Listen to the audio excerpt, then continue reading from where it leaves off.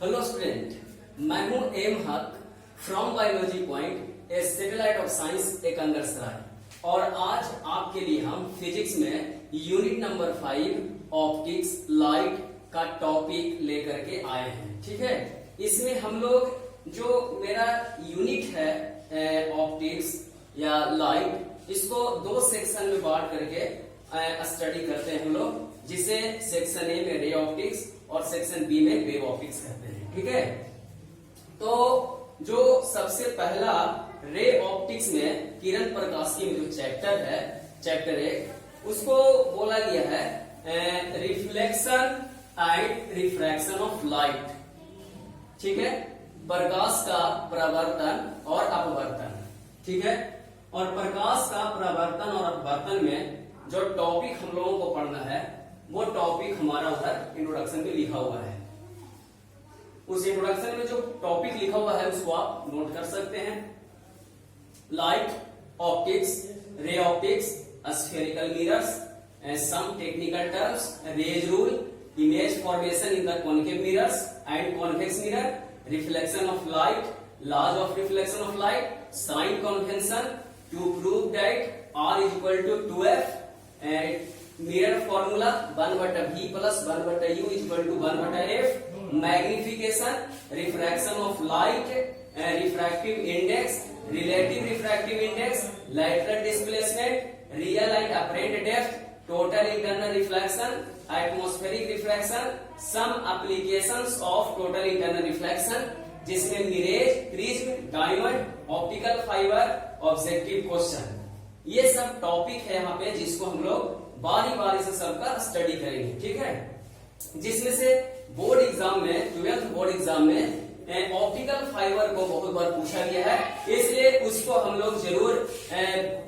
उसको याद करेंगे। ठीक है, इसमें सबसे पहले चूंकि लाइट हम लोग पढ़ रहे हैं तो लाइट के बारे में जो सटीक पॉइंट है कि लाइट इज अ लाइफ, प्रकाश जो है जीवन है और लाइट के बगैर जीवन का जो है अस्तित्व यहाँ पे संभव नहीं हो पाएगा, ये हम लोग समझते हैं। ठीक है, उसके बाद लाइट, प्रकाश जो है उसको हम लोग डिफाइन कैसे करें, तो उसका जो डेफिनेशन लिखा हुआ है कि the natural agent that stimulates sight and makes things visual.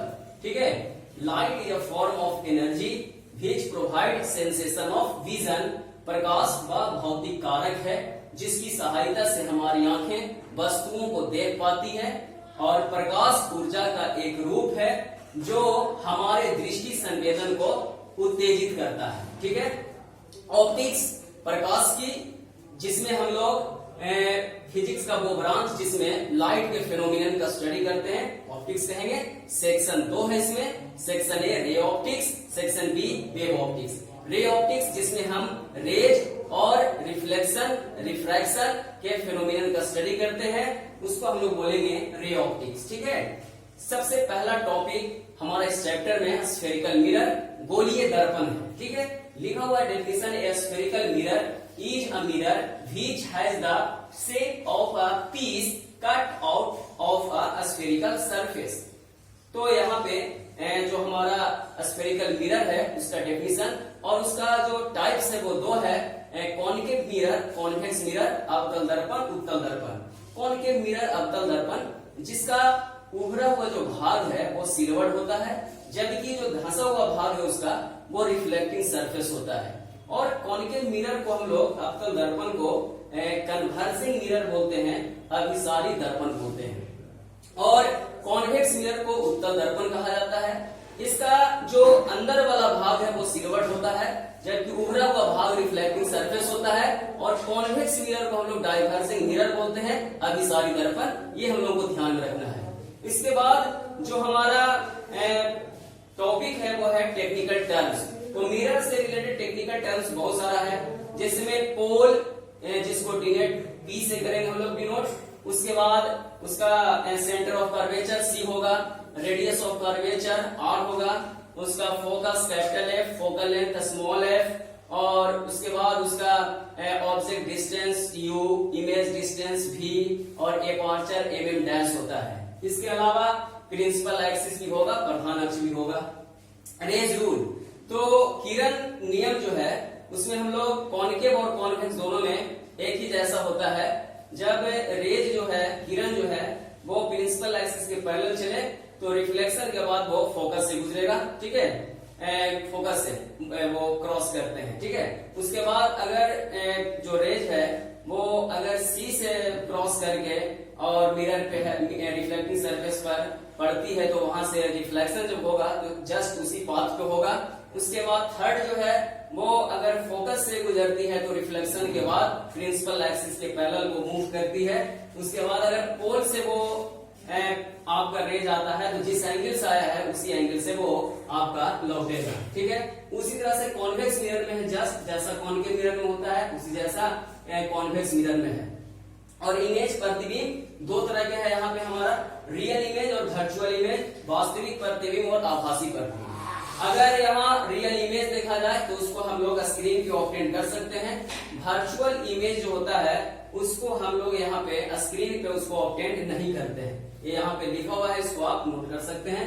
और इमेज फॉर्मेशन, कॉनकेव मिरर में इमेज फॉर्मेशन में 6 कंडीशन है, जिसमें से केस 1, जब ऑब्जेक्ट को हम लोग इन्फिनिटी पर रखेंगे, इमेज का फॉर्मेशन जो होगा वो फोकस पे होगा और वो रियल होगा, इन्वर्टेड होगा, वेरी डिमिनिश्ड होगा।